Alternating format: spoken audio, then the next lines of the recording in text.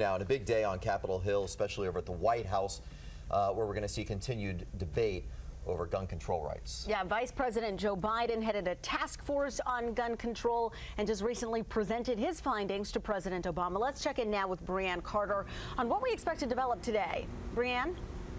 Well, Sinead, President Obama is expected to be looking over those recommendations from that panel this week. And while those recommendations aren't made public yet, we do know that the president has said he wants to call for change and that he may even take executive power to be able to do that. No matter what comes forward, though, we expect this to be another big issue with a lot of back and forth here on Capitol Hill.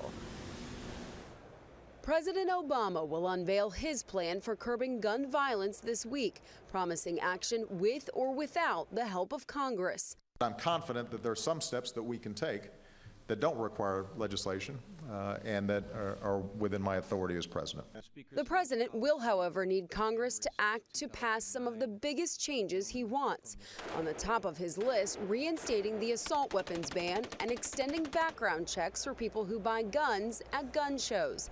Passing legislation, though, may not be easy. The National Rifle Association and other gun rights groups have vowed to fight any new gun restrictions, including a ban on assault weapons. I would say that the likelihood is that they are not going to be able to get an assault weapons ban through this Congress.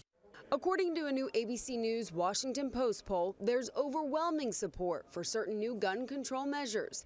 88% of Americans support gun show background checks. 65% support a ban on high-capacity magazines.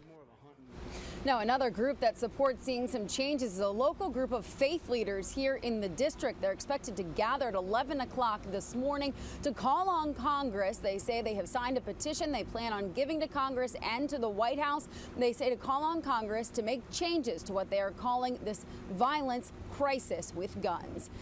Reporting live on Capitol Hill, Brianne Carter, ABC 7 News. All right.